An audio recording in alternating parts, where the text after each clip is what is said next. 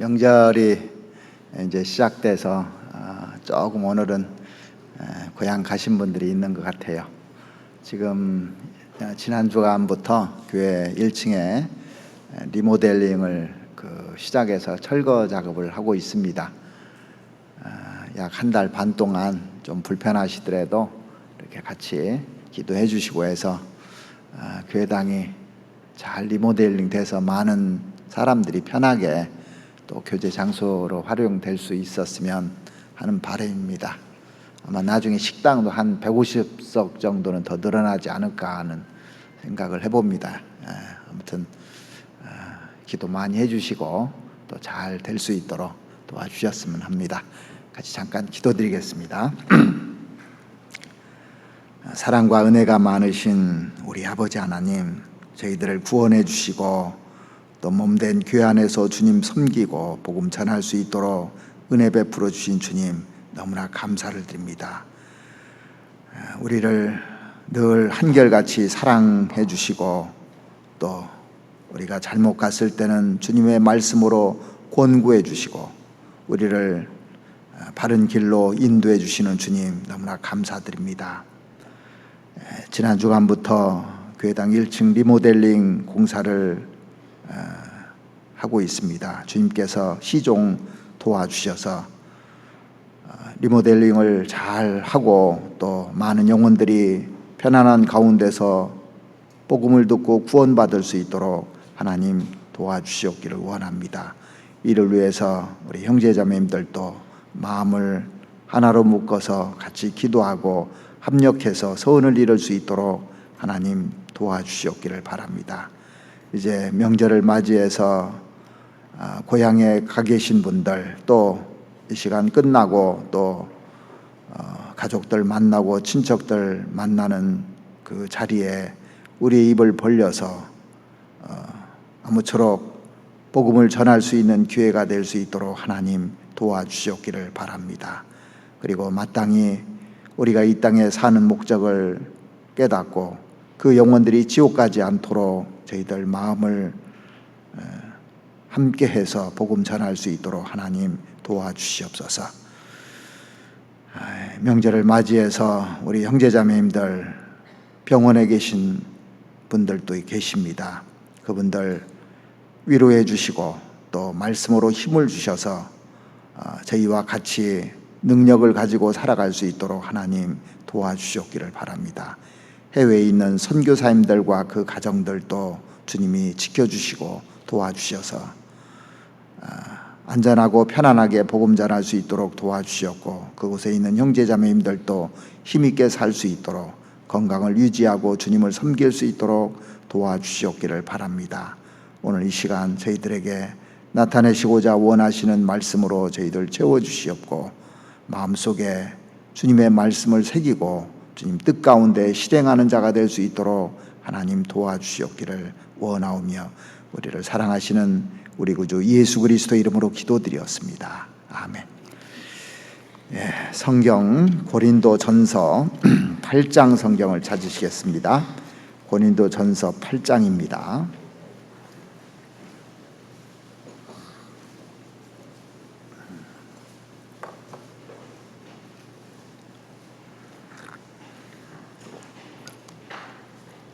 고린도전서 8장 1절 말씀부터 제가 읽어드리겠습니다.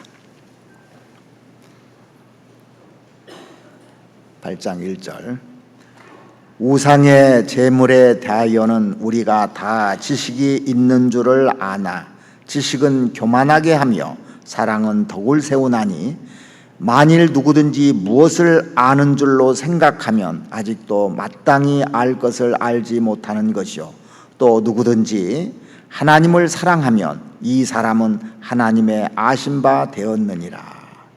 됐습니다.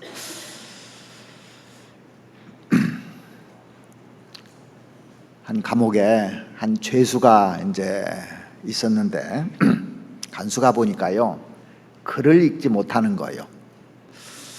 이 간수는 죄수에게 글을 가르쳐 주면은 이 사람이 이런 죄를 안 짓고 문제를 잘 해결하고 살겠다는 생각에서 이제 감옥에 있을 때요, 이 간수가 죄수에게 글을 열심히 가르쳤습니다.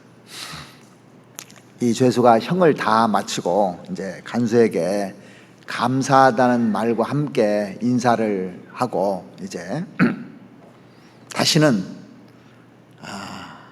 이제 이렇게 살지 않고 새 사람이 돼서 살겠다고 간수한테 다짐하고 고마움을 표시하고 이제 그 감옥을 나갔습니다. 그런데 얼마 있다가요, 이 간수가 또 들어온 거예요, 이 감옥에. 그래서 간수가 의아해서 물어보았더니 이번에는요, 문서 위조죄로 들어왔답니다. 글을 가르쳐 놨더니. 그래서 우리가 단순히 그 지식을 습득하는 것으로는 삶이 친정으로 변할 수가 없다는 거예요, 사실은요. 우리가 구원받고 나서도 성경을 단순히 지식으로 습득해 가지고는 사람이 변하지 않습니다. 지식은 이 정보를 얻는 차원에 불과하거든요. 여러분들이 그 핸드폰을 통해서 그 정보들을 많이 얻는 것 같아요. 그 많은 정보를 얻는다고 해서 그 사람이 변하는가 보십시오. 그러지 않아요. 삶 속에서 어떻게 옳고 그름을 분별하여 적응하는가, 또 적용하는가, 여기에 따라서 삶이 변화될 수가 있는 겁니다. 그래서 성경은 늘 강조하는 것이 지식이 아니라 실천을 강조하고 있습니다.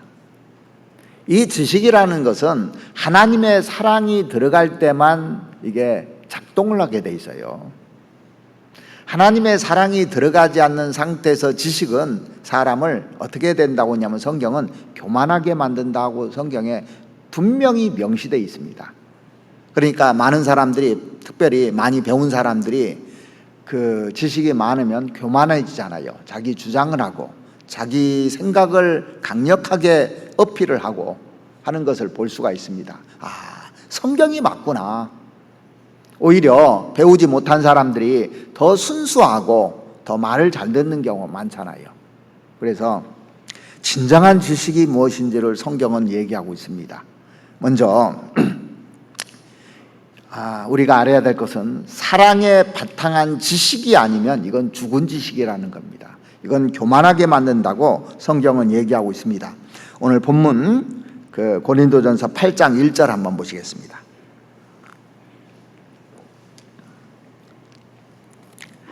우상의 제물에 대하여는 우리가 다 지식이 있는 줄을 아나 지식은 교만하게 하며 사랑은 덕을 세우나니. 이 말씀에 보시면 지식은 교만하게 한다는 말은 지식만 있고 사랑이 없으면 사람을 교만하게 만들고 오히려 다른 사람에게 많은 문제를 줄 수 있다고 정의를 딱 내려놨습니다. 그래서 사랑 없는 지식만 있으면요 항상 문제를 줍니다. 왜냐하면 판단을 하게 되거든요. 자, 그 세상에는 유명한 사람들이 많습니다. 히틀러 얼마나 유명한 사람입니까? 전 세계인이 다 알고 있는 사람이에요. 별별 걸 다 아는 사람입니다, 사실은요. 그런데 그 사람은 사랑하는 마음이 없었어요. 사람을 사랑하는 마음이 없었습니다. 마귀도 별별 걸 다 합니다. 마귀가 얼마나 많이 아는 줄 아십니까? 그런데 마귀에게 없는 게 뭡니까? 사랑이 없잖아요. 마귀는 하나님이 한 분이신 것도 압니다.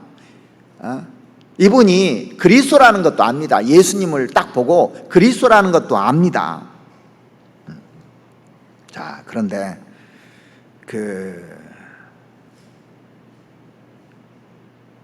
하나님을 사랑하는 마음이 없잖아요. 그래서 우리가 지식은 사랑에 근거한 지식이야 나를 변화시키고 다른 사람을 변화시킬 수 있지, 그러지 않으면 변화시킬 수가 없는 겁니다.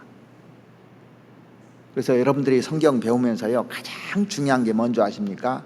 그리스도의 사랑이 내 안에 있느냐. 내가 말할 때 그리스도의 사랑의 마음으로 말하고 행동하느냐, 이걸 잘 봐야 되는 겁니다. 그냥 잘못하면은요 이 판단만 하게 돼요. 세상에 많은 지식이 있는 사람들 보십시오. 전부 다 자기 주장을 하고 판단하는데 마귀가 다 그렇습니다. 마귀에게 없는 게 뭐냐면 정말 그리스도를 사랑하는 마음이 없잖아요. 하나님을 사랑하는 마음이 없잖아요.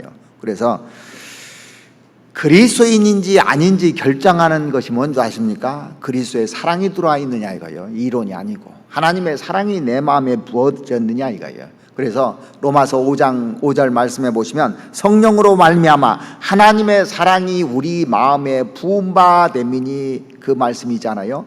그래서 그 사람이 입으로는 그 영원한 속죄까지 얘기하고 내 죄를 미래죄까지 다 가져갔다고 하는데요, 진짜 영혼을 사랑하는 마음이 없다든가 형제자매를 사랑하는 마음이 없고 하나님을 사랑하는 마음, 그리스도를 사랑하는 마음이 없다면 가짜라는 겁니다. 사실은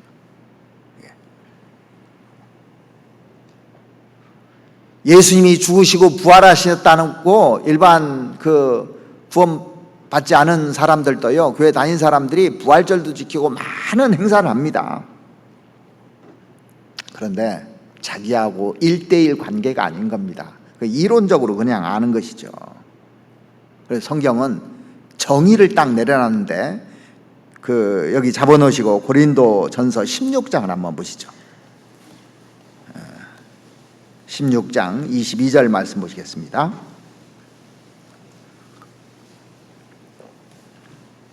(16장 22절) 만일 누구든지 주를 사랑하지 아니하거든 저주를 받을지어다 주께서 임하시느니라.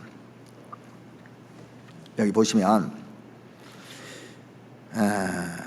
만일 누구든지라고 돼 있어요. 예외가 없다는 거예요. 주를 사랑하지 아니하거든 저주를 받을지어다 그렇게 돼 있습니다.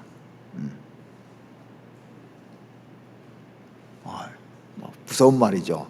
그러니까 예수 믿는다고 하는데 진짜 예수를 사랑하는 마음이 없다면은 이건 구원받은 사람이 아니란 얘기잖아요. 그래서 그리스도인이라는 것을 정확하게 나타나는 것이 뭐냐면 구원 이꼬로 사랑을 깨닫는 거예요. 내 마음에 하나님을 사랑하는 마음, 그리스도를 사랑하는 마음이 있느냐. 자, 베드로전서 1장 8절 9절 말씀해 보시면 예수를 너희가 보지 못하나 사랑하는도다 그랬어요. 우리가 예수님을 직접 본 적이 없잖아요. 이제도 보지 못하나 믿고 말할 수 없는 즐거움으로 말할 수 없는 영광스러움으로 즐거워하나니 믿음의 결국 곧 영혼의 구원을 받음이라 그랬는데, 우리가 그리스도를 실제 눈으로는 보지 못하지만 사랑하는 마음이 있잖아요. 마음속에요. 이게 구원이거든요. 구원받을 때 사랑하는 마음이 딱 들어오게 돼 있습니다. 자, 그래서 주님을 사랑하는 마음 바탕에 지식이 있으면 아무 문제가 안 돼요. 그래서 빌립보서 한번 성경 한번 찾아보시죠. 빌립보서 1장을 한번 보시면 1장 9절 말씀 보시겠습니다.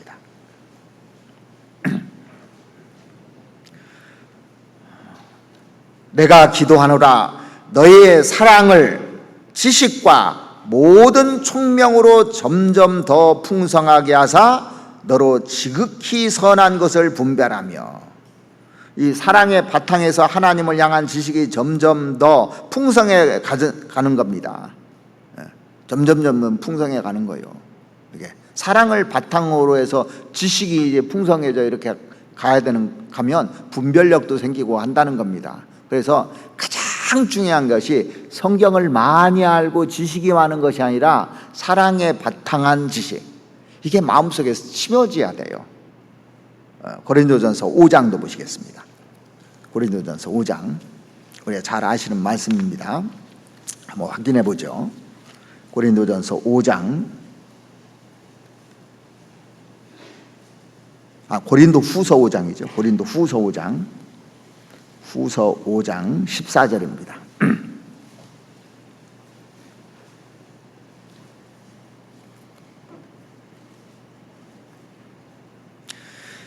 여기 보면 그리스도의 사랑이 우리를 강권하시는도다 그랬습니다. 우리가 어떤 일을 할 때 주님을 사랑하는 동기 속에서 되어지는 일에 대해서는 불평이라든가 원망이라든가 불만이라든가 이런 것이 있을 수가 없어요.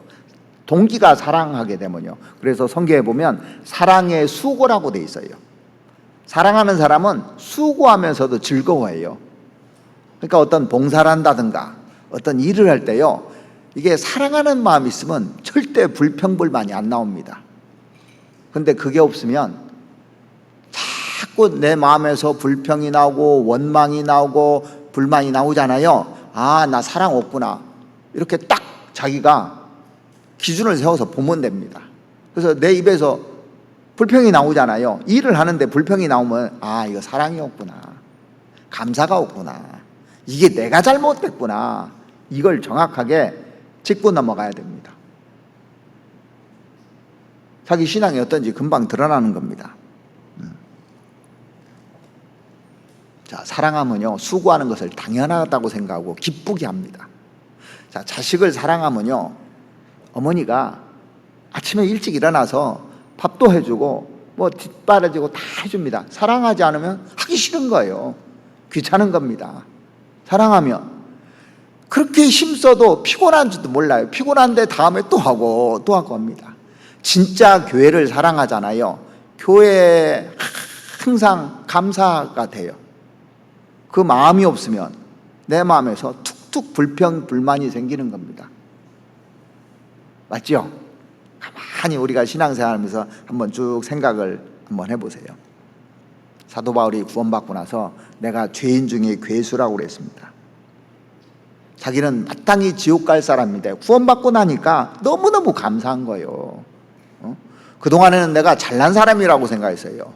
바리새인 중에 바리새인이고 가말리엘 문화에서 내가 그 학문을 배우고 최고 학벌을 나오고 대단한 사람이라고 생각했는데 하나님을 사랑을 딱 깨닫고 나니까 죄인 중에 괴수인 거예요. 그는 30년 이상 복음을 전하다가 참수형 당해서 죽을 때도요, 감사했어요. 하나님이 나를 써준 것에 대해서 너무 감사했습니다. 죽을 고비를 여러 번 넘기고 매도 수없이 맞고 고난도 그렇게 당했는데도 감사한 겁니다, 이게요. 그래서 주님의 사랑이 우리를 강권하시는도다 그랬어요. 그래서 사도 바울은 평생에 주님의 사랑에 이끌려서 살았다 그 얘기예요. 아, 내가 그러고 있는가? 자, 우리가 많은 것을 아는 게 중요한 것이 아니라 이거 하나만 알아도 신앙에 점점 성장이 됩니다. 왜 내가 신앙의 정체가 돼 있고 이게 기쁨이 없고 또 행복하지 않을까? 이것 때문에 그래요. 자, 갈라디아서 성경 5장을 한번 찾아보시겠습니다. 갈라디아서 5장 6절 말씀 보시겠습니다.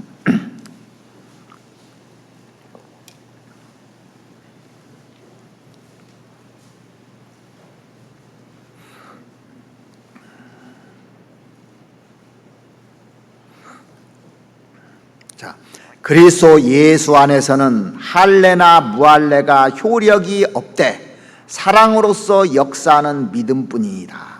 자, 여기 보면 사랑으로서 역사하는 믿음, 그러니까 믿음의 역사인데 믿음의 역사의 바탕에 뭐냐면 믿음이 점점 역사해 가려면 사랑이 기본이라는 거예요.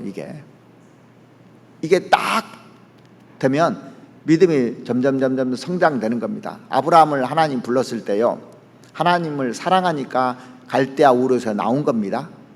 그리고 가서 기근이 있고 한데 하나님의 사랑에 이제 이끌려서 계속 가면서요, 자기 것을 놓게 돼요.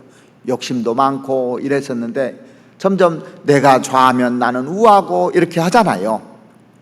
자기 사랑하는 이스마엘을 이렇게 버리라면 버리기도 하고 이삭을 드리라면 드리기도 하고, 이것은 하나님을 사랑하는 믿음이 있기 때문에 이 바탕에서 점점 믿음이 성장돼 가지고 믿음의 조상이 됐던 겁니다. 그래서 사랑으로서 역사하는 믿음이라고 돼 있어요. 베드로가 예수님을 3번이나 부인했잖아요. 요한복음 21장에 보면은 이제 예수님이 다시 회복시켜 주시는 장면이 나옵니다. 다시 불러다가 내 양을 먹이라, 내 양을 치라, 내 양을 먹이라 3번이나 얘기해 주셨습니다. 그때 주님이 먼저 묻기를 내가 나를 사랑하느냐 이거 물어봤어요. 진짜 내가 나 사랑하느냐?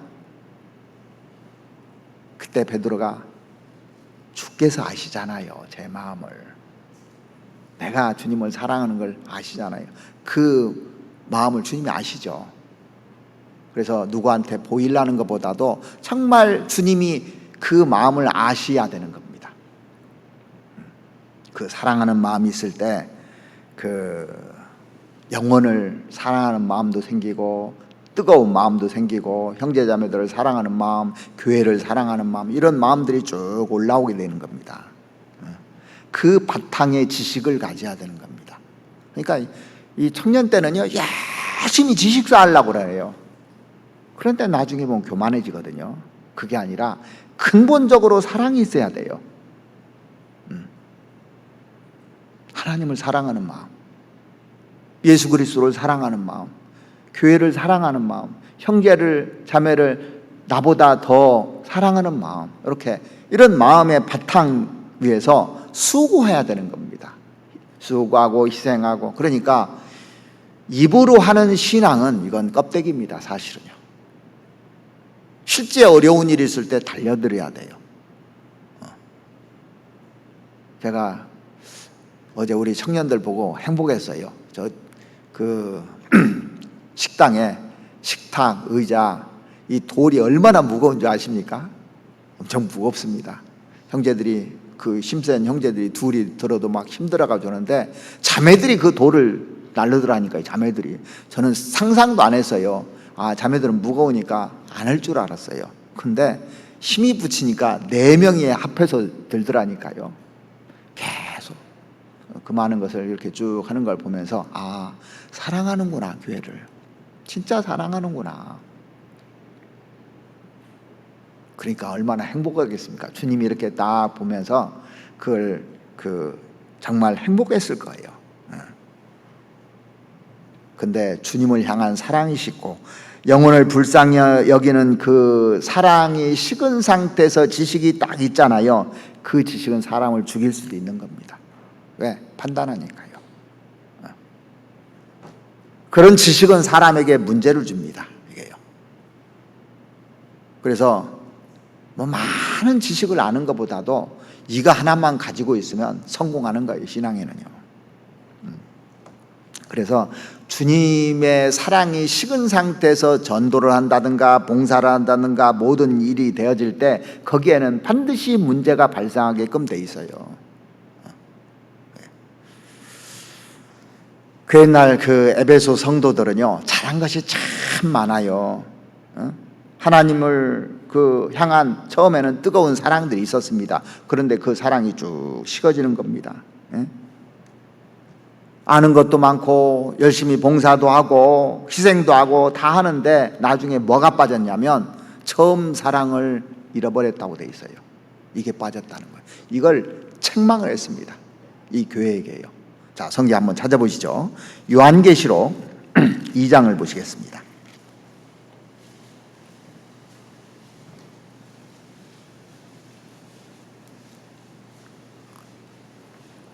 2장 1절부터 보시겠습니다. 에베소 교회의 사자에게 편지하기를 오른손에 7뼈를 붙잡고 7 금촛대 사이에 다니시는 이가 가라사대. 그러니까 자, 오른손에 7별이라는 것은 일꾼들입니다. 7 금촛대 사이에 다니시는 이가 가라사대. 주님이 다 두루 지금도 다니시는 겁니다. 교회에서 다 살펴보고 있어요. 다 봅니다. 지금도요. 안 보이는 것 같죠? 사람들은 이 CCTV는 이렇게 해서 피해 다니면서 이건 본다고 생각하는데 하나님 본다는 생각을 안 넣는 거예요.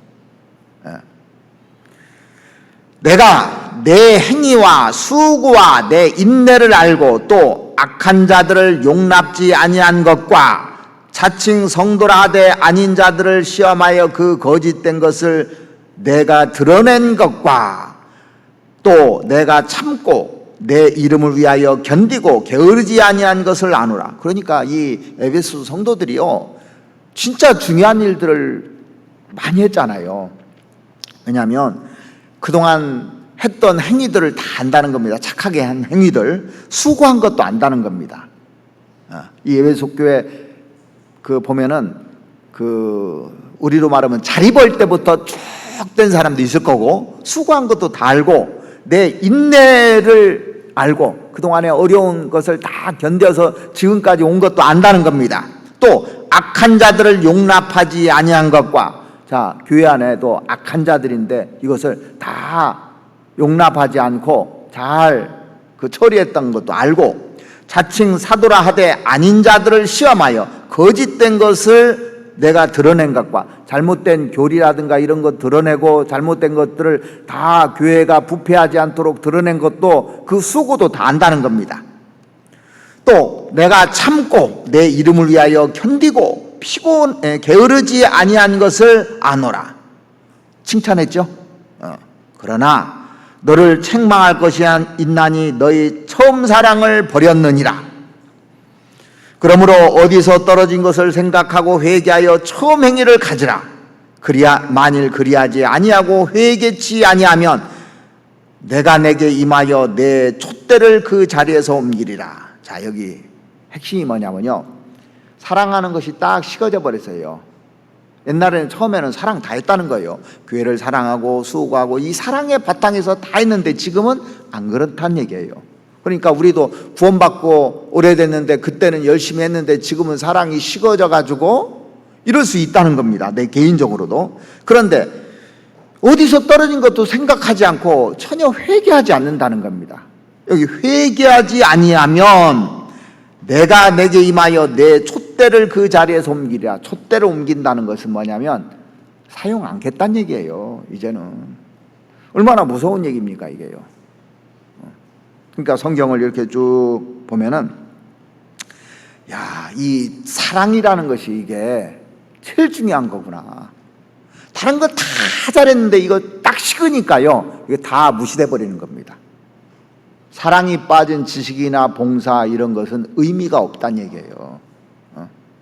누가 봉사하려면 하나님의 힘으로 봉사하고, 누가 말을 하면 하나님이 입에서 하는 말같이 말을 하라고. 사랑의 바탕이 되지 않으면 다 이게 껍데기가 된다는 겁니다. 자, 그러면 사랑의 출처, 사랑은 어디서 나오는지를 알아야 됩니다. 사랑합시다, 우리 사랑합시다, 구호 외친다고 사랑이 됩니까? 그건 구호에 불과한 거예요.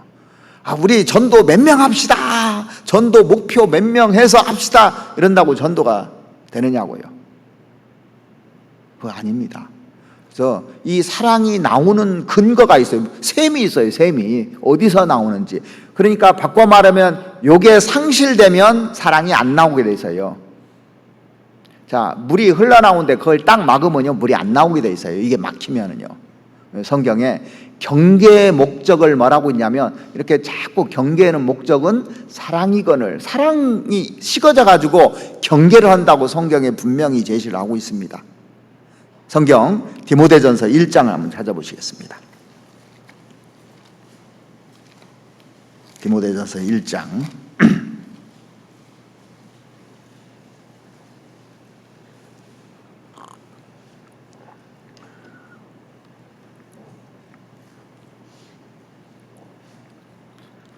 5절 말씀 보시죠. 경계의 목적은 청결한 마음과 선한 양심과 거짓 없는 믿음에서 나는 사랑이여늘. 자, 이 말씀에서 사랑이 어디서 나오는지 자세하게 세 가지를 딱 명시해 놨어요. 이걸 알아야 돼요. 우리가 성경은 그냥 쭉 읽어서 뭐 사랑이 그냥 생기는 게 아닙니다. 자, 여기 보면 경계의 목적은 사랑이거늘. 그런데 그 사랑은 어디서 나오냐? 청결한 마음으로부터 나는 사랑이라고 돼 있어요. 여기서 나오는 거예요. 그 다음에 선한 양심으로부터 나는 사랑이에요. 또 거짓 없는 믿음으로 나는 사랑력을, 이 나는이라는 말이 끝에다 붙여놨잖아요. 자, 그래서 마음이 청결하지 않으면 사랑이 안 나와요. 잘 생각해보세요. 내 마음이 청결한가? 선한 양심에서 사랑이 나오는 거예요. 선한 양심에서. 맞죠? 그 다음에 거짓 없는 믿음에서 사랑이 난다고 되어 있습니다. 그래서 사랑합시다 해서 사랑이 나오는 게 아닙니다. 이게 요 세 가지 조건이 갖춰져야 되는 겁니다. 사랑은 저절로 나오는 것이 아니라 청결한 마음, 주님을 향한 청결한 마음, 죄에서 구별된 선한 양심, 거짓 없는 그 확실한 믿음에서 나온다고 되어 있습니다. 자, 만일 이러지 않으면요, 이런 것들이 딱 배제되잖아요. 아무리 노력해도 사랑이 안 되는 겁니다. 사랑이 안 나오게 돼서요. 주님을 사랑합시다. 형제자매들 사랑하고 또 교회를 사랑하고 이웃을 사랑합시다. 그렇게 얘기를 하는데 마음이 청결하지 않아요. 양심이요, 바르지 않습니다. 그리고 믿음이 잘못됐어요. 그러면 이게 될 수 있는 게 아닙니다. 여러분들이 이것만 딱 묵상해도요, 완전히 바뀌어요. 사랑은 그러니까 내 개인적으로 모두 다 이렇게 할 때 사랑이 나오는 겁니다. 자, 요한일서 2장을 한번 보시죠. 요한일서 2장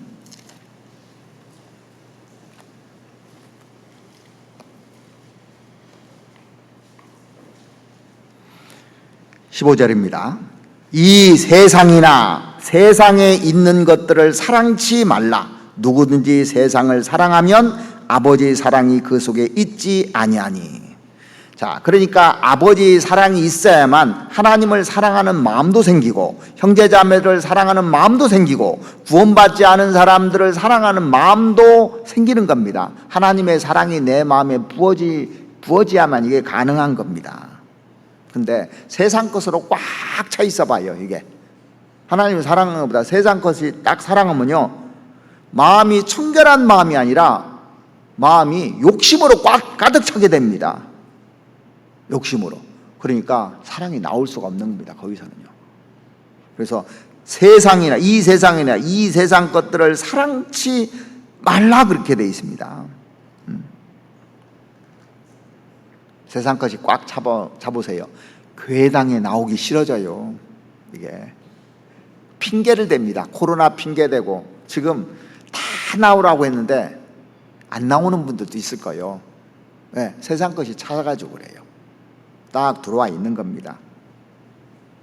한 달에 한 번 구역 모임 오는 것도 구역 모임 이렇게 빨리 오나? 조모임 이렇게 빨리 오나? 수요일 날은 더더군다나 왜 이렇게 자주 와? 이런 마음이 든다니까요. 가기 싫다 이런 마음이 듣고, 말씀 똑같은 말씀인데 뭐 이러고, 이게 사랑하는 마음이 딱 식어지면 그럽니다. 그러니까 자꾸 그게 막 빨리 오는 것처럼 느껴지고 너무 부담이 되고 그래요. 근데 사랑하는 마음이 오면은 빨리 오는데 좋은 마음으로 빨리 오는 거예요. 이게. 그래서 내 마음에 정말 주일날 이렇게 올 때 형제자매들을 보고 싶고 같이 교제하고 싶고, 보니까 이제 구역 식구들끼리 점심 식사도 같이 하고 보고 싶고 막 이런 분들이 있더라고요. 근데 그냥 가는 분들도 있고, 진짜 사랑하는 마음이 있는가, 이걸 신앙을 늘 점검해 보아야 되는 겁니다. 그래서 각각 자기를 점검해 보는 것이 필요합니다. 내가 진짜 청결한 마음이 있는가, 그 마음, 선한 양심을 가지고 있는가, 이게 믿음이 거짓 없는 믿음인지 진짜 믿음인지, 이게 지식인지 확인을 해봐야 되는 겁니다.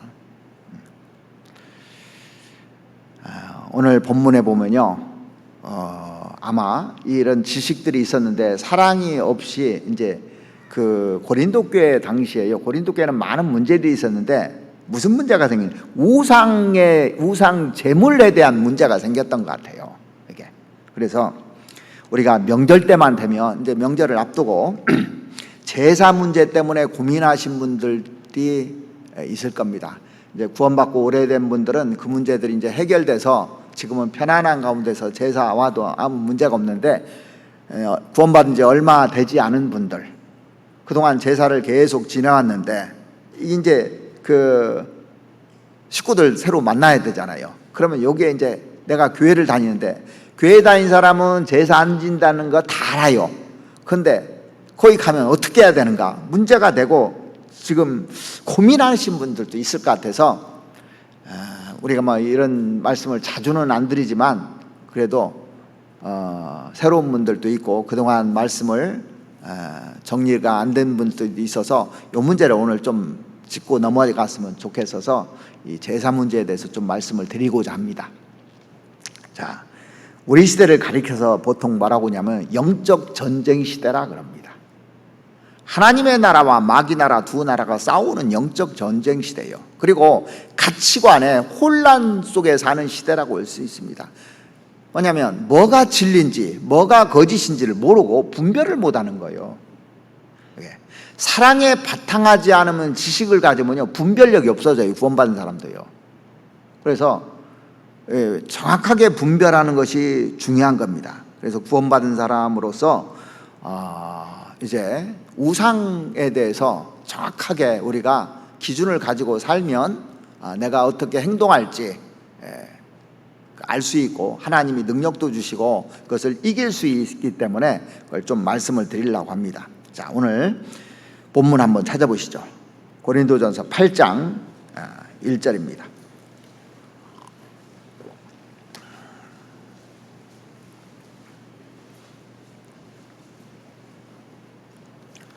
우상의 제물에 대하여는 우리가 다 지식이 있는 줄을 아나. 자, 우상의 제사 지내면 안 된다는 지식은 다 있어요. 구원 받은 사람도 그렇고 안 받은 사람도 그렇고. 지식은 교만하게 하며 사랑은 덕을 세우나니. 자, 그러면 먼저 우상의 개념부터 정리할 필요가 있습니다. 성경에서 말하는 우상이라는 거 뭐냐면 특정한 그 형태에다가 절을 하고 하는 것에 국한되지 않아요. 그것만 우상이라고 하지 않습니다. 우상 숭배라는 게 뭐냐면 하나님보다 더 높아져서 그것을 더 숭배하고 더 사랑하고 하는 걸 우상이라고 한 거예요. 그러니까 뭐냐면 하나님과 나 사이를 가로막는 것이 다 우상입니다. 그러니까 하나님한테 가려고 하는데 그것이 막아요. 그게 우상인 거예요. 이게. 근데 우리는 얼뜻 우상하면 머릿속에 뭐부터 떠오르냐면 옛날에 어머니들은 정한수 떠놓고 비는 거, 선앙당에다 비는 거, 어디 가서 비는 거, 뭐 형체에다가 뭐 부처상이라든가 무슨 뭐 해놓고 자꾸 비는 것을 우상숭배라고 그렇게 얘기합니다. 그 시골에 가면 그 큰 나무 있잖아요. 나무한테도 빌고 정성에도 빌고 이렇게 비는 걸 우상이라고 하는데, 우상은 눈에 보이는 것만이 우상이 전부다가 아닙니다. 그런데 실제 구약 성경을 이렇게 쭉 보면은요 신상들이 있어요. 다곤 신상, 바알 신상, 아세라 신상, 아스토라, 이렇게 구약에 보면은 우상 종류들이요 한 35가지 정도 이렇게 쭉 나열되어 있어요. 근데 지금 전 세계적으로요 우상이 얼마나 많은지 모릅니다. 이게요. 우리가 그 형상화된 것만 우상이라고 생각하는 개념을 구원받기 전에는 갖습니다. 구원받기 전에는. 근데 성경을 보면은 눈에 보이는 것만 우상이 아니고 이것을 우상이라고 정확하게 명시해 놨어요. 골로새서 3장을 보시겠습니다. 골로새서 3장 5절 말씀 보시겠습니다.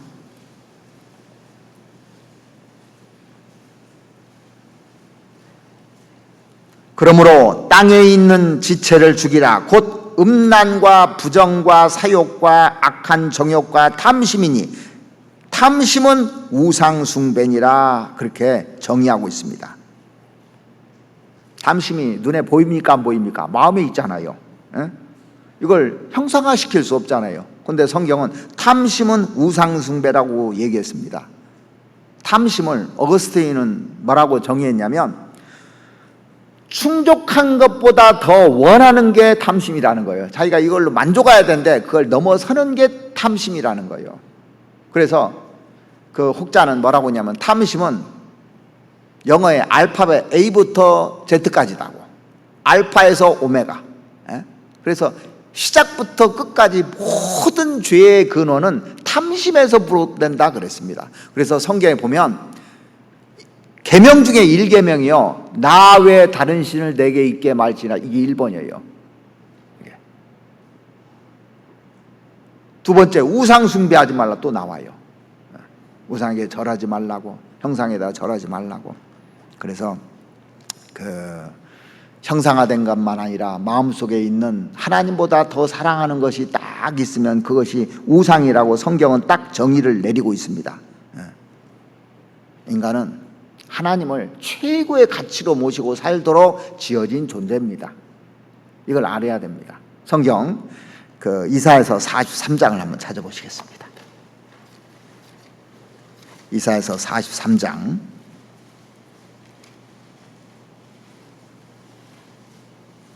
21절입니다.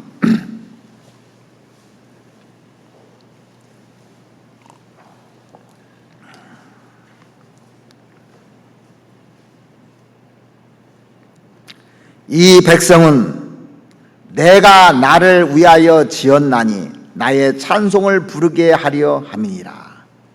그러니까 우리 마음속에 주님이 딱 자정하고 계셔야 되는 거예요. 이 백성들은 내가 나를 위해서 지었다는 거예요. 그래서 나의 찬송을 부르게 하려고, 하나님을 찬양하게 하려고, 하나님을 이렇게 사랑하고 하나님 위주로 살게끔 만들어 놓은 거예요. 사람은요, 그때 가장 행복하게끔 만들어 놓은 겁니다. 그런데 하나님보다 내 자리에 다른 것이 들어있을 때 이게 우상이 되는 겁니다. 사람들은 그걸 올려놓고 최고의 가치인 양 살아요.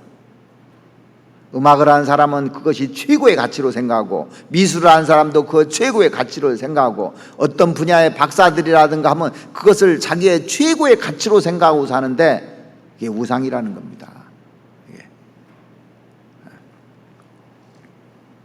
하나님 대신에 내 자리에 자녀가 자리 잡고 있어요.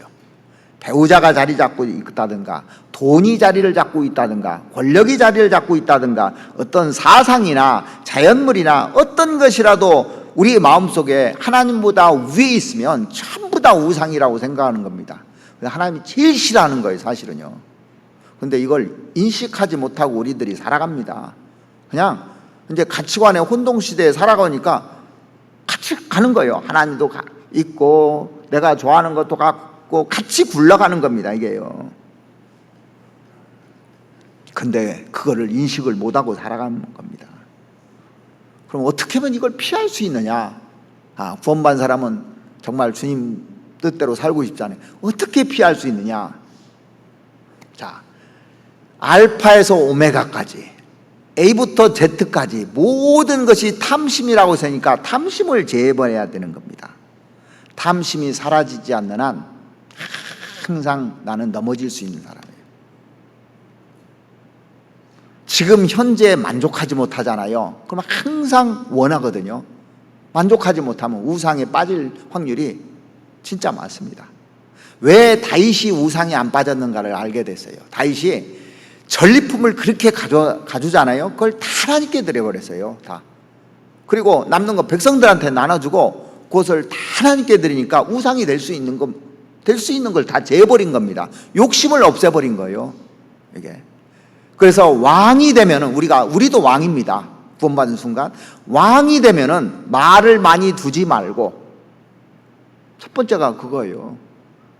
권력. 권력 두지 말라는 겁니다.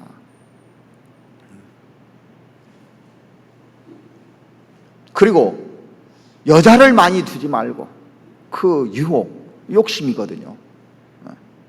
그 다음에 부를 많이 챙기지 말라고 분명히 얘기하는, 우상이 되니까 전부 다 그게요.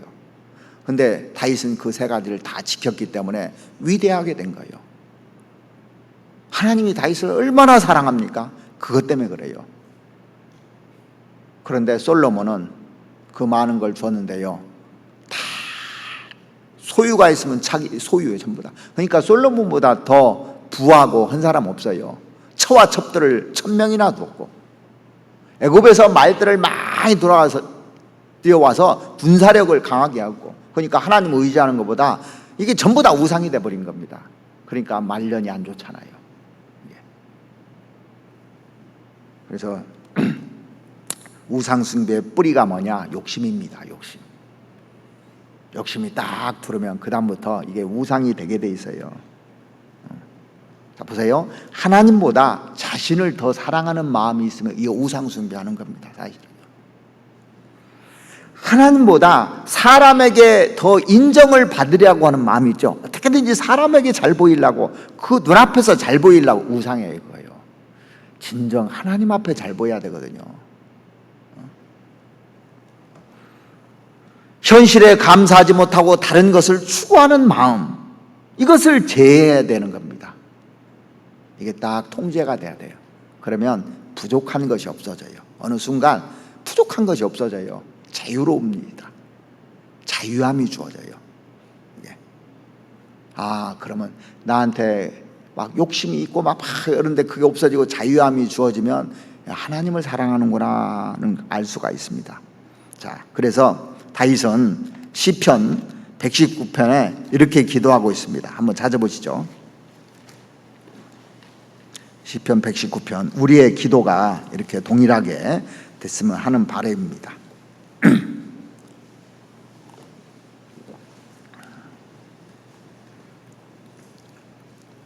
36절, 내 마음을 주의 증거로 향하게 하시고 탐욕으로 행치 말게 하소서.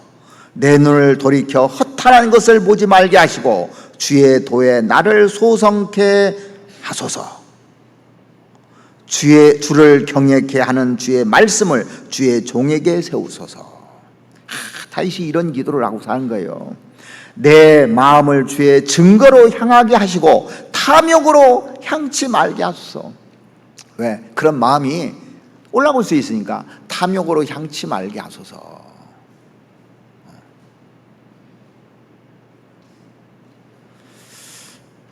다윗은 이런 마음 가지고 이렇게 쭉 살았던 것 같아요. 에베소서 5장 한번 보시겠습니다. 에베소서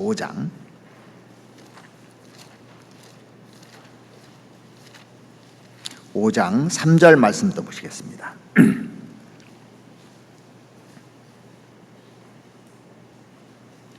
음행과 온갖 더러운 것과 탐욕은 너희 중에서 그 이름이라도 부르지 말라. 이는 성도에 마땅한 바니라. 자, 탐욕은 너희 중에서 그 이름도 부르지 말라는 얘기예요. 이게 성도에 마땅한 바니라. 왜? 우상 숭배가 되니까. 하나님보다 더 사랑하는 쪽으로 이렇게 가니까. 그것이 탐욕이라는 것이 재물이 될 수도 있고, 이성이 될 수도 있고, 지식이 될 수도 있고, 자존심이 될 수도 있고, 명예심이 될 수도 있는 거예요. 명예심이 강한 사람이 있잖아요. 자존심이 강한 사람이 있잖아요. 이게 탐욕입니다. 탐욕. 하나님이 정해준 선이 있어요. 다 누구나요. 그 선을 넘어가는 게 교만이고, 그게 탐심입니다. 사실은요. 사람이 어떤 욕심만 부리는 것을 탐심이라고 하는데, 자기 수준이 있고 자기 하나님이 정해놓은 길이 있는데 그 이상을 넘어가는 것, 자존심이라든가 명예심이라든가 이런 거 있죠.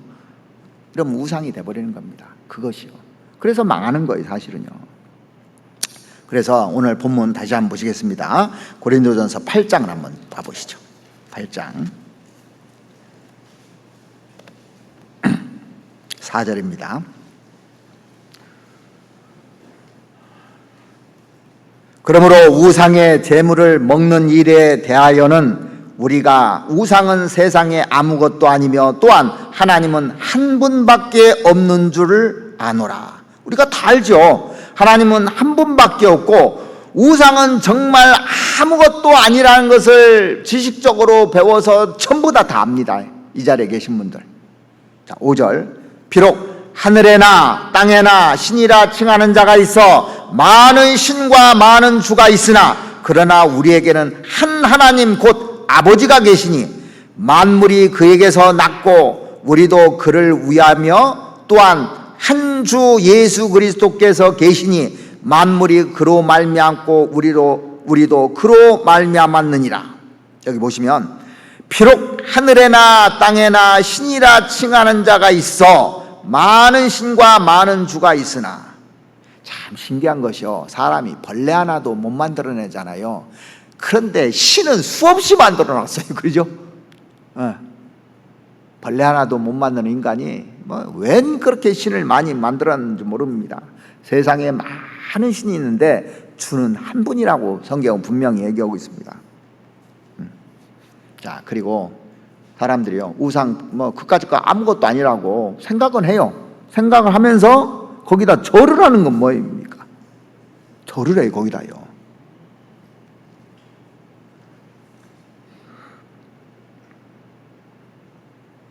재물을 먹는 거,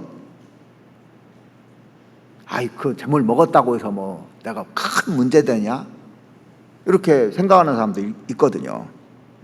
그래서 보세요, 자기에게는 문제가 안 될지 몰라도 이게 다른 사람에게 문제를 줄 수 있습니다. 정확한 지식을 알고 있어요. 자, 그리고 우리가 절할 때요, 귀신이 올까요, 안 올까요? 오는 겁니다. 실제요. 귀신 실제 오는 겁니다.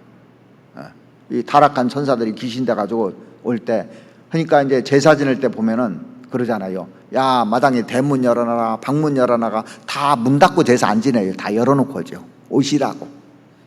그죠?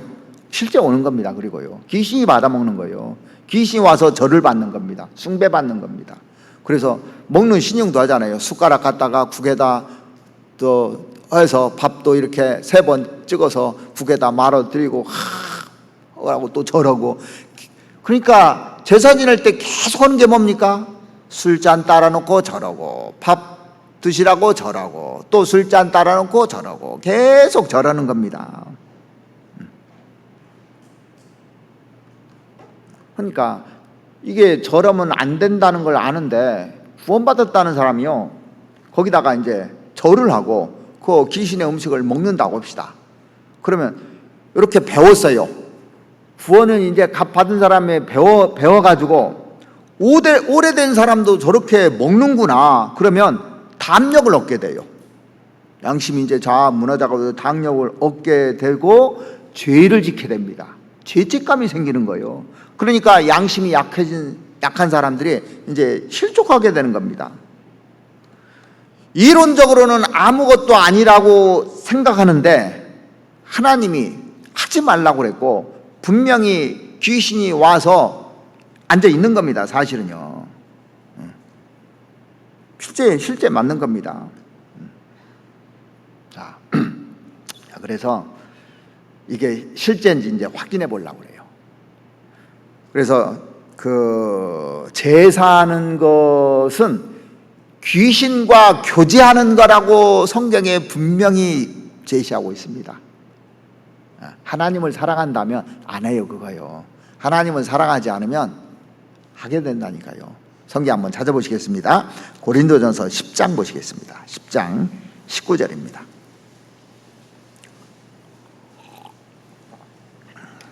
18절부터 보시죠. 18절. 10장 18절부터. 육신을 따라 난 이스라엘을 보라. 제물을 먹는 자들이 제단에 참여하는 자들이 아니냐. 그런즉 내가 무엇을 말하느냐. 우상의 제물은 무엇이며 우상은 무엇이라 하느냐. 대저 이방인의 제사하는 것은 귀신에게 하는 것이요 하나님께 제사하는 것이 아니니 나는 너희가 귀신과 교제하는 자 되기를 원치 아니하노라. 제사상 차려놓고 떡죽 절하잖아요. 귀신이 실제로 온다고 여기 가르치고 있습니다. 사실입니다. 그러니까 구원 안 받은 사람들도요, 교회 다니는 사람은 절 않는다는 거 상식으로 돼 있어요. 그러니까 거기에 참여해서 절을 하게 되면 이게 문제가 되는 겁니다. 그래서 하지 말아야 되는 거예요, 분명히. 과거에 유대교의 전통 안에서 사람들이 이렇게 생각했어요. 사람이 죽으면 귀신 된다고 믿었습니다. 저도 그렇게 어렸을 때부터 듣고 자랐어요. 사람이 죽으면 귀신 된다. 그래서 사람의 화복을 주관한다고 생각을 했어요. 그래서 산소도 잘 써야 되고, 그래야 자식이 잘 되고, 제사장도 잘 차려드려야 이제 자손들한테 잘해주고 그러기 때문에 조상 숭배해야 된다고 그렇게 배웠어요.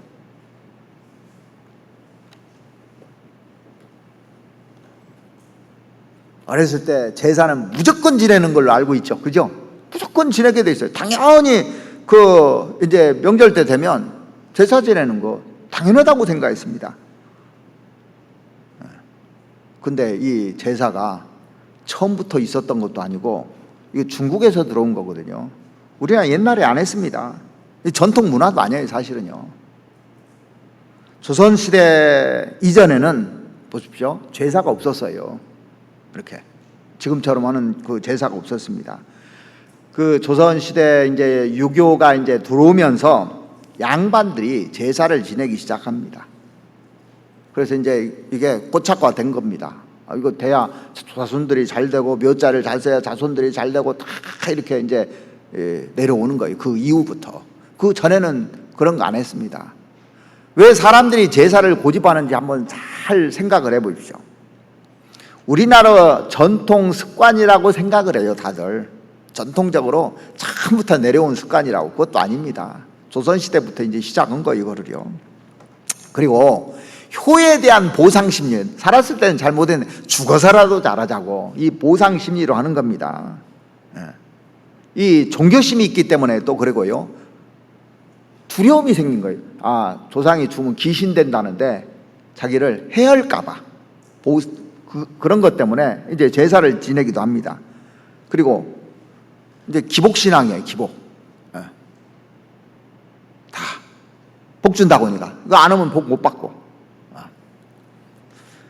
그리고 이제 가족들이 다 제사를 지내는데 제사 안 지내면 가족 간에 이제 이게 불화가 생기니까 화해 차원에서 이렇게 그냥 하지 뭐 해서 이제 시작한 겁니다. 다른 사람이 하니까 막연하게 자기도 다 따라선 거예요. 이게 뭔지도 모르고.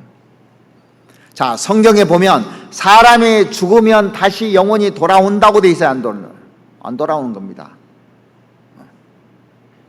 성경에 딱 예외적인 경우는 딱 하나 있었어요.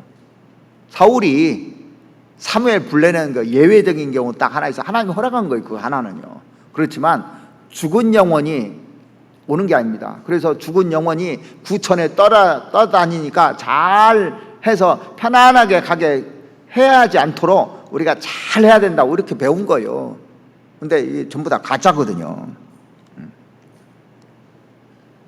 그래서 조상신으로 가장한 악령, 이 타락한 천사들을 섬기는 겁니다, 사실은요. 몰랐을 때는 당연한 줄 알고 했는데 성경에 보니까 정확하게 그렇게 돼 있고 금기돼 있잖아요. 천주교에서는 조상 숭배를요, 한국인의 효의 개념으로 인정해 버렸어요. 그래서 허용을 해 버립니다. 성경은 분명히 얘기하고 있는데 사단의 속임수에 딱 걸려드는 겁니다. 그러니까 분명히 돼 있는 말씀을요, 자기가 살짝 변개해서 이용해 먹잖아요. 사단이 그걸 다 이용해 먹는 겁니다. 그래서 성경에 더하거나 빼지 말라고 분명히 돼 있습니다. 자, 부모한테 효를 하는 것은 좋은 일입니다. 살았을 때 하지, 죽었는데 이미 아무것도 할 수 없는 겁니다, 이제는요. 그래서 돌아가신 후에 할 것이 아니라 살아있을 때 효를 하라고 성경은 가르치고 있지, 죽은 다음에 거기 비석을 아주 크게 세우고 막 봉분을 크게 만들고 사람들이 거기에다 하는 것은 이거 어리석은 겁니다. 자, 스가랴서 성경 한번 보시죠. 스가랴서 13장을 보시겠습니다. 13장 2절입니다.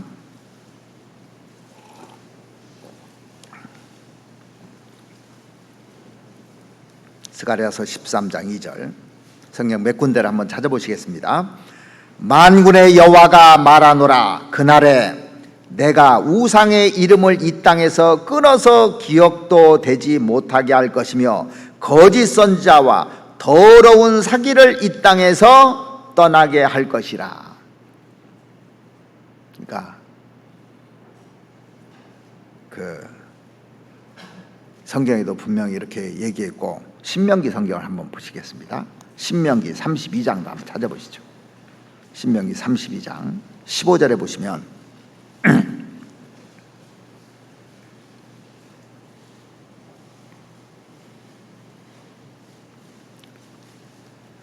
그러한데 여수른이 살찜에 발로 찼도다. 자, 이 여수른은 이스라엘을 얘기하는 겁니다. 내가 살찌고 부대하고 윤택함에 자기를 지으신 하나님을 버리며 자기를 구원하신 반석을 경홀히 여겼도다. 그들이 다른 신으로 그의 질투를 일으키며 가증한 것으로 그의 진노를 격발하였도다. 그들이 하나님께 제사하지 아니하고 마귀에게 하였으니 곧 그들이 알지 못하던 신, 근래에 일어난 새로운 신, 이건 신흥 종교를 말하는 겁니다. 너희 열조에 두려워하지 않던 것들이로다. 너를 낳은 반석은 내가 상관치 아니하고 너를 내신 하나님은 내가 잊었도다. 그러니까 하나님은 생각도 않고 하나님께 제사하지 않고 마귀에게 이제 지금 하고 있다는 겁니다. 알지도 못하는 신에게 또 근래 일어난 신흥 종교 거기에다 또 섬기고 이스라엘 백성들이 이랬거든요. 그래서 고린도전서 10장 21절에 보시면요, 너희가 주의 잔과 귀신의 잔을 겸하여 마시지 못하고 주의 상과 귀신의 상에 겸하여 참여치 못하리라 그랬어요. 둘이 같이 할 수가 없는 겁니다. 이게요. 하나님도 섬기고 또 오늘 주일날 하나님 섬기고 이제 추석날은 또 귀신도 섬기고 다음 주 와서는 하나님도 섬기고 다음 제사 지낼 때는 귀신도 섬기고. 신앙에는요 중립지대가 없어요. 세상에서 제일 싫어하는 게 뭔지 아십니까? 흑백 논리를 싫어해요. 근데 성경은 흑백 논리예요. 아니면 아니고 맞으면 맞는 거예요. 그러니까 성경이 명확하게 돼 있는 겁니다. 100% 주님을 섬기지 않으면 우상숭배라고 딱 돼 있는 겁니다. 주님을 섬기면서 세상도 섬기고 귀신도 섬기고 하면은 이게 잘하는 것 같은데 오산입니다. 큰 오산이에요. 하나님이 어떤 하나님인 줄 아십니까? 질투하는 하나님이에요. 자, 보세요. 남편이요, 자기 아내도 사랑하고 다른 사람도 사랑하고 누구도 사랑하고, 그러면 질투하는 게 정상입니까? 그냥 아이고 잘했다고 하는 게 정상입니까? 요즘은 가치관의 혼동시대라 옛날에, 요즘도 그런지 모르겠어요. 옛날에 부부를 바꿔서 이렇게 살기도 하고 그런 것도 뉴스에 많이 나오고 있잖아요. 에? 하나님은 질투하는 하나님입니다. 왜 질투합니까? 사랑하니까 질투하는 거예요. 사랑하지 않고 관심 없으면 질투 안 해요. 사랑하면 질투하게 돼 있습니다. 이게 성경은 분명히 얘기했어요. 성경 한번 찾아보시죠. 출애굽기 34장을 보시겠습니다. 출애굽기 34장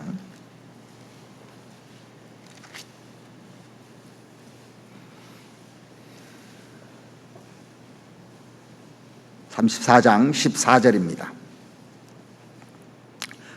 너는 다른 신에게 절하지 말라. 여호와는 질투라 이름하는 질투의 하나님이라. 그죠?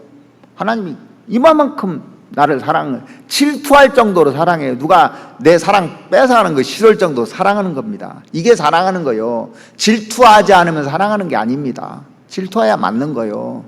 이게. 신명기 5장도 한번 찾아보시죠. 신명기 5장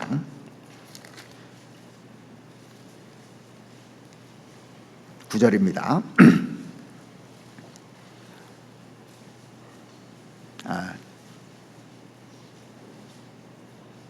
7절부터 보시죠. 7절. 나 외에는 위하는 신들을 내게 있게 말지니라. 너는 자기를 위하여 새긴 우상을 만들지 말고 위로 하늘에 있는 것이나 아래로 땅에 있는 것이나 땅 밑 물속에 있는 것의 아무 형상이든지 만들지 말며 그것들에게 절하지 말며 그것들을 섬기지 말라. 나 여호와 너의 하나님은 질투하는 하나님인즉 나를 미워하는 자의 죄를 갚되 아비로부터 아들에게로 3, 4대까지 이르게 하거니와 나를 사랑하고 내 계명을 지키는 자에게는 1000대까지 은혜를 베푸느니라. 그러니까 우상 숭배하면 3, 4대가 망한다고 그렇게 되어 있잖아요. 하나님은 질투하는 하나님이에요. 그러니까 사람들은 질투하면 이 미운 감정으로 생각하는데, 정말 하나님보다 다른 사람을 사랑하는 질투, 이것은 진짜 사랑한 거잖아요. 진짜 사랑하니까 질투하는 거예요. 이거는요, 나쁜 질투가 아니라. 신명기 11장 보시죠. 11장 16절 16절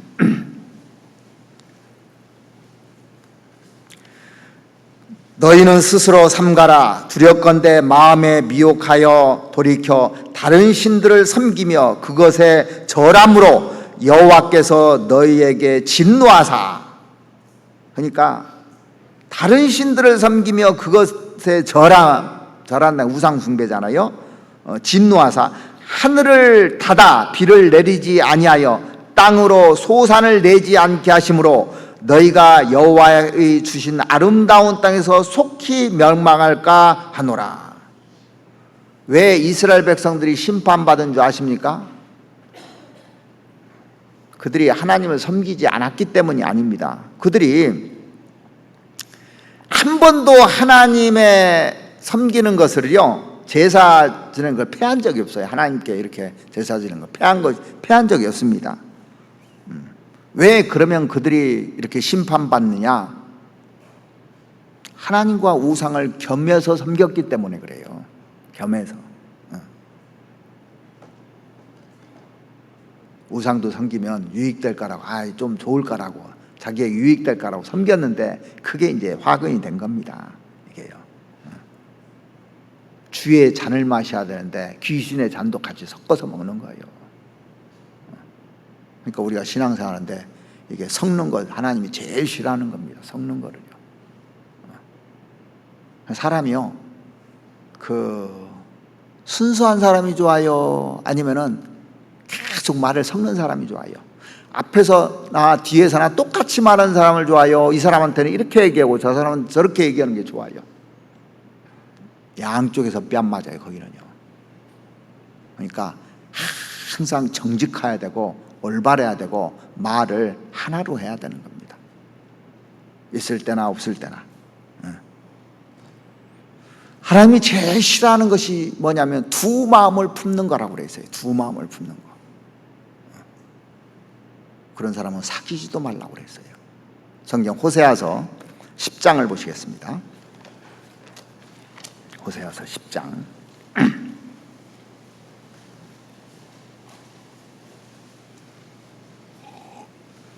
1절 말씀 보시겠습니다. 호세아서 10장 1절.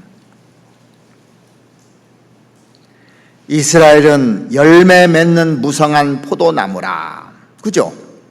그 열매가 많을수록 재단을 많게 하며 그 땅이 아름다울수록 주상을 아름답게 하도다. 자, 그걸 가지고요, 엉뚱한 데다 지금 다 활용하는 겁니다. 저희가 두 마음을 품었으니 이제 죄를 받을 것이라. 하나님이 그 제단을 쳐서 깨치시며 그 주상을 헐으시리라. 자, 두 마음을 품는 것이 죄다 명시를 해놨어요.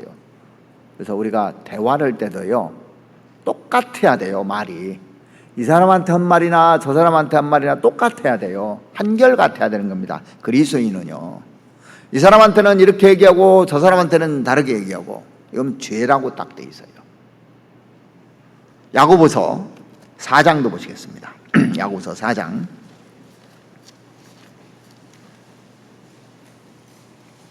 8절 말씀 보시겠습니다.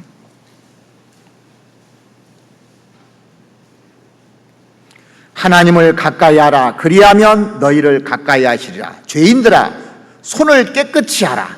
두 마음을 품은 자들아, 마음을 성결케 하라. 두 마음을 품은 자들은 마음을 성결케 하라 그랬습니다. 청결한 마음이 있어야 거기서 사랑이 나오는 거예요. 선한 양심이 있어야 되는 거예요. 이게 거기서 사랑이 나오면, 그러지 않으면 이게 사랑이 안 나오게 돼 있어요. 안 변해요, 사람이 절대. 참 중요한 말입니다. 그리고 이제 우리가 그 제사 음식 먹는 거 있잖아요. 그 제사 지낼 때 음식 나오잖아요. 어떻게 하는가 한번 보시죠. 사도행전 15장을 한번 보시죠. 사도행전 15장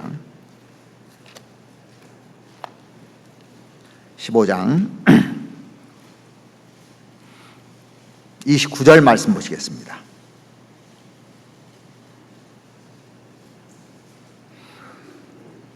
사도행전 15장 29절. 우상의 제물과 피와 목매어 죽인 것과 음행을 멀리할지니라. 이에 스스로 삼가면 잘 되리라. 평안함을 원하노라 하였더라. 여기 보면 우상의 제물 삼가라고 돼 있고, 피와 목매 죽인 것 삼가라고 있고, 그러니까 피채 먹으면 안 되는 겁니다. 그러니까 여기 보면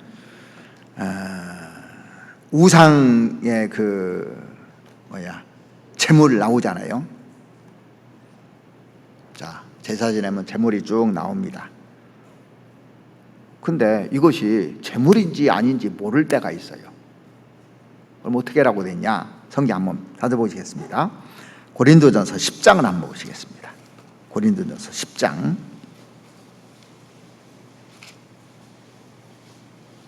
고린도전서 10장 23절을 한번 보시겠습니다.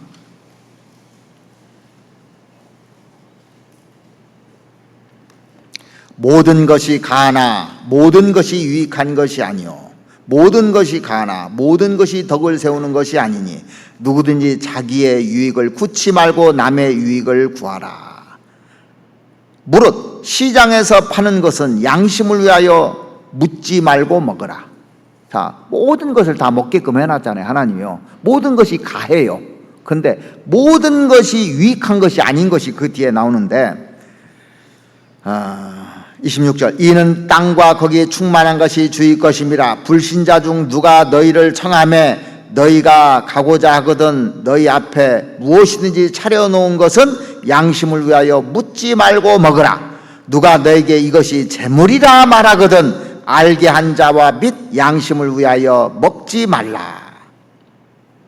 자, 고린도 교회 당시에는 사람들이요, 이제 고기가 많이 먹고 싶었나 봐요. 근데 이제 우상 숭배할 때 고기를 올려놓고 그러거든요, 제사 지낼 때.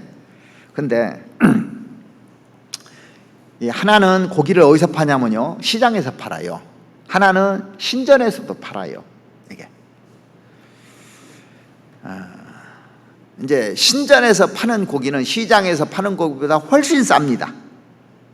그러면 사람들이 고기를 사러 갈 때 시장으로 갈까요? 신전으로 갈까요? 싼 데로 가는 거예요, 싼 데로. 그래서 막 사서 저렴한 가격으로 이제 사서 먹는 겁니다. 그런데 신전에서 파는 것은 그 제사를 지낸 걸까요? 아닐까요? 지낸 거라는 거 자기가 압니다. 그러니까 뭐라고 돼 있냐면 그 시장에 가서 시장에서 이제 물건들을 파는데 묻지 말고 먹으라는 거예요. 자, 이제 그 제사 지냈을 때요, 제사 지낸 음식을 제사 지낸 상에서 주는 것을 상에다 차려놓고 밥을 같이 먹는 경우 많아요. 그죠? 근데 제사상에 올라간 것을 분명히 알아. 그러면 어떻게 해야 됩니까? 먹지 말라는 거 알면. 근데 뭐 사과도 있고 배도 있고 그러면 사과 위아래를 딱딱 치잖아요. 그죠? 제사상에 올라갔다 오는 거예요. 그냥 온전하게 있는 건 제사상에 안 올라가는 겁니다. 밤도 다 쳐놓은 거 있어요. 그냥 올라간 게 있고 안 올라간 게 있어요. 그러면 먹을 것이 없지 않느냐. 제사상에 올라가는 거 채워놓은 게 뭐가 먹었는지 뭐가 올라갔는지 안 올라갔는지 모르잖아요. 그러니까 뭘 먹을까를 모르면 어떻게 해야 됩니까? 안 먹으면 돼, 한 끼. 금식하면 속도 좋아져, 이게. 자, 이제 안 먹으면 식구들이 어떻게 합니까? 예수 믿는다더니 처음에는 뭐라고 합니다. 속으로도 뭐라고 하고. 그런데 자꾸 안 먹으면 본인들이 불편해, 이제. 그럴 거 아닙니까? 안 먹으면요. 제사장이 안 먹으면 본인들이 불편해서, 저도 이제 경험한 것인데, 나중에요, 이건 제사장이 안 올라간 거니까 하고 다 알려줘요. 이건 알려줍니다. 그것만 먹어. 그러면 처음에는요, 제가 김치만 먹었어요. 김치만. 밥 안 올려, 밥 퍼주더라고. 밥하고 국은 퍼주니까 김치는 올라간 게 아니야. 분명히 김치만 먹으니까 왜 그 맛있는 고기 안 먹느냐고. 그래서 제사장이 올라간 거 안 먹는다고 그랬더니, 그 다음부터는 안 올라간 거 따로 놔둔 걸 해줘요. 이렇게 다 해주게 돼 있습니다. 왜? 내가 안 먹고 있으면 불편하잖아. 본인들이 불편해서 이제 해주게 됩니다. 그러니까 걱정 안 해도 돼요. 자, 그래서 이런 것도 지혜롭게 쭉 하면 나중에는요, 다 알아서 해줍니다. 그리고 고린도전서 8장 한번 보시겠습니다. 고린도전서 8장 7절 한번 보시죠.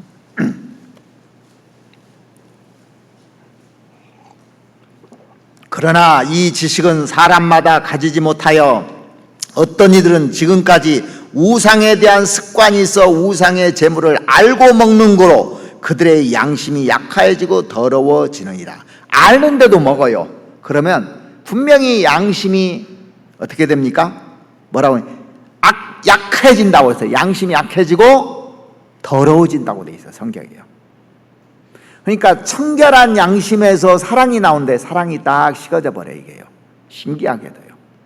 그러니까 성경 말씀대로 안 살잖아요. 그럼 양심이 달아요. 그러면 사랑이 자꾸 식어져요. 왜 그렇게 사랑이 식어지고 입만 가지고 이러느냐? 사랑이 식어져요.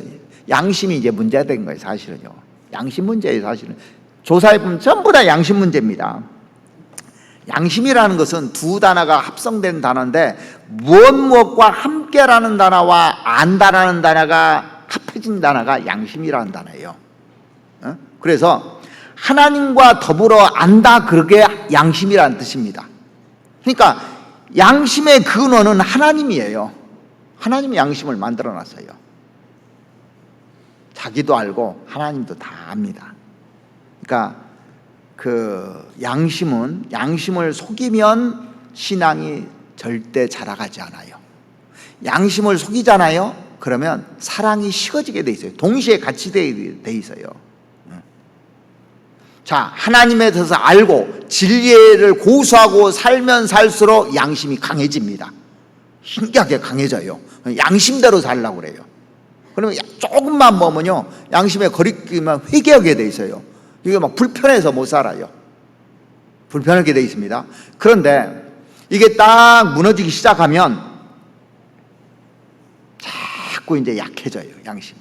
그리고 양심이 더러워집니다. 근데 습관이 되지 않습니까? 그러면 이게 굳어지거든요. 그러면 사랑이 같이 식어져요. 이렇게. 이게 문제되는 거예요. 그래서 왜 나는 말씀을 들어도 감격이 없느냐? 감동이 없느냐? 이래서 그래요. 사실은요. 이런 것이 원인 중에 하나입니다. 자, 고린도전서 8장 10절 한번 보시죠.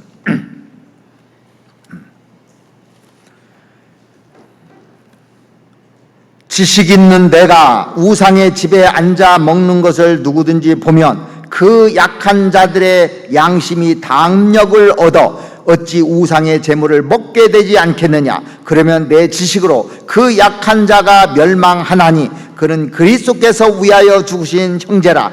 이같이 너희가 형제에게 죄를 지어 그 약한 양심을 상하게 하는 것이 곧 그리스도에게 죄를 짓는 것이라. 그러니까 그 구원받은 사람이요, 우상 숭배, 오래된 사람이 우상 숭배를 한 것을 이제 구원받은 사람이 그거 봤다는 거예요. 그러면 양심이 약해지고 그리스도에게 죄를 짓는다는 거예요. 자기만 문제가 아니라 다른 사람에게 영향을 미치는 거예요. 그러니까 사람의 심령이라는 것이 이게 상하잖아요. 일으킬 수가 없어요. 성경 그 잠언에 나오죠. 잠언 그 18장인가? 18장 한번 찾아보시겠습니다. 잠언 18장 한번 찾아보시죠. 18장 14절 말씀 보시겠습니다.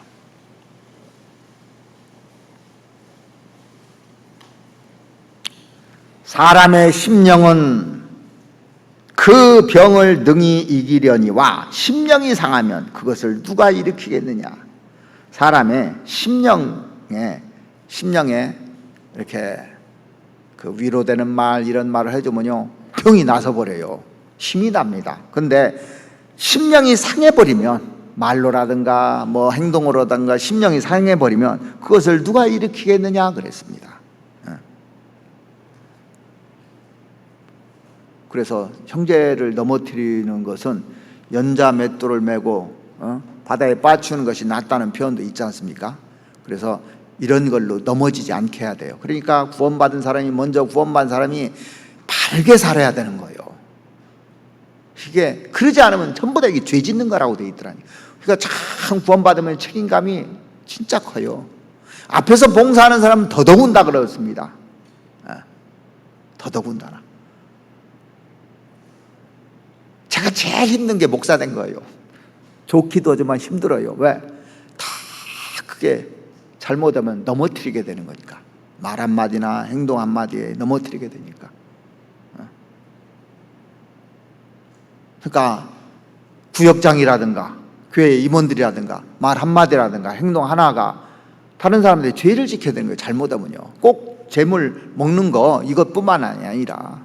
그래서 신앙생활하면서 가장 중요한 것이 조심하는 게 제일 중요하구나. 조심하는 게. 아무튼 조심하는 게 최고구나. 그런 생각을 갖습니다. 왜? 죄를 짓는 거라고 여기 성경에 돼 있으니까요. 자, 시편 106편 한번 찾아보시겠습니다. 시편 106편.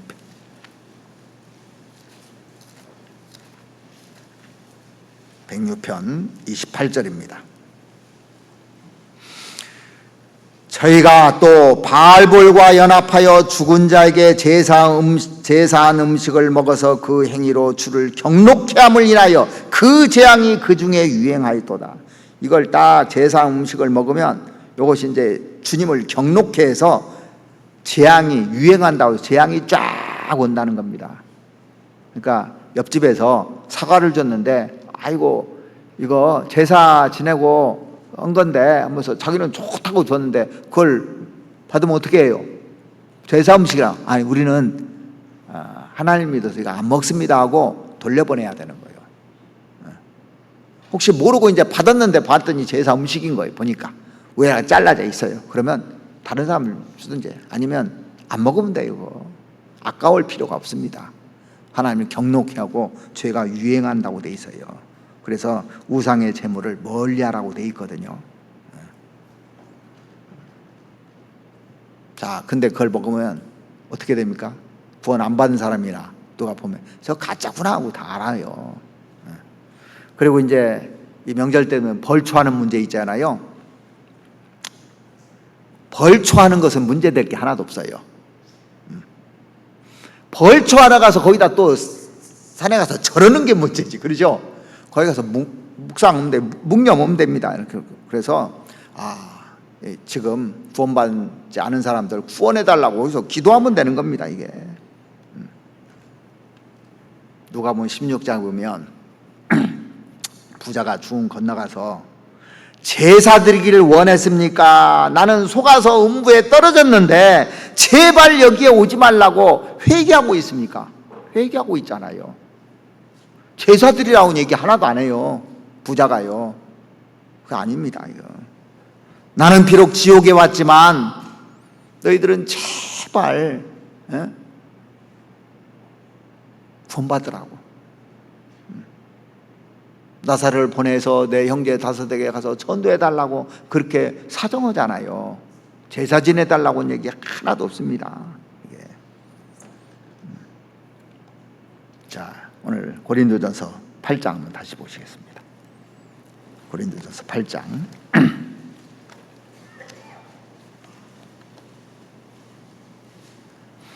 11절입니다. 그러면 내 지식으로 그 약한 자가 멸망하나니 그는 그리스도께서 위하여 죽으신 형제라. 교회는 구원받은 사람들이 모인 무리가 교회입니다. 자, 그는 구원받은 그는 그리스도께서 위하여 죽으신 형제라 그랬습니다. 그래서 그 형제를 실족하는 것이요 큰 죄입니다.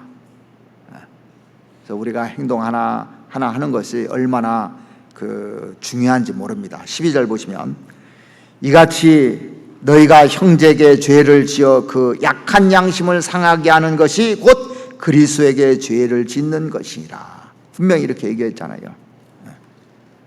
그래서 구원받은 사람이 내가 잘하느냐 못하느냐, 다른 사람에게 유익되게 하느냐 못되게 하느냐, 올바르 하느냐 올바르지 않게 하느냐, 여기에서 상과 이게 그 화가 계속 쌓이는 겁니다.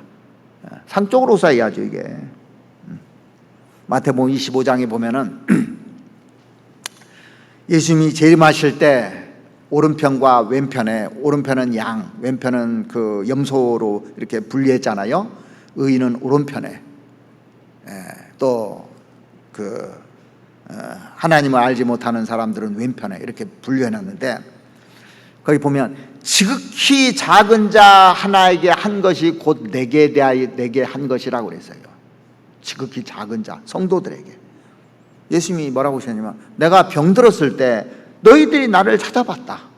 내가 오게 했을 때 너희들이 와봤고, 헐벗을 때 입혔고, 목마를 때 마셨다. 이렇게 쭉 얘기하니까 우리가 언제 그렇게 했습니까? 그랬을 때 형제에게 한 것이 내게 한 것이라 그랬습니다. 그러니까 형제에게 덕이 되고 또 도움이 되고 위로가 되고 사랑이 되고 격려가 되고 이런 것들을 하면 그것이 주님께 한 것으로 상이 된다는 겁니다. 그런데 비난하고 또 문제 삼고 또 많은 것들을 하면은 그것이 예수를 핍박하는 거라고 했어요. 그래서 그 바울 예수 믿기 전에 얼마나 예수 믿는 사람들을 핍박했습니까? 근데 그 예수님이 뭐라고 하냐면 사울에게, 사울아 사울아 내가 어찌하여 나를 핍박하느냐 그랬어요. 그때 사울이 뭐라고 하냐면, 주여 네 쉬우니까. 나는 내가 핍박하는 예수라 그랬습니다. 그러니까 형제자매들을 핍박한 것이 나한테 한 거라고 분명히 얘기했잖아요. 그래서 그 구원받은 사람들은 정말 조심해야 되는 겁니다.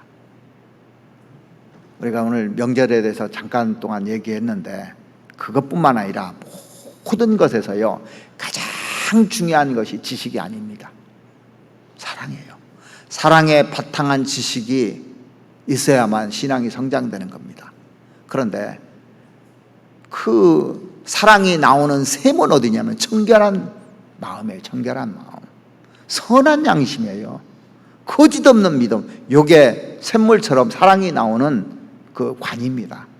그래서 내가 말씀 들을 때나 또 사람을 대할 때나 그 감격과 감동이 없고 또 원망과 불평이 나온다면 분명히 막혀 있는 거 이게요.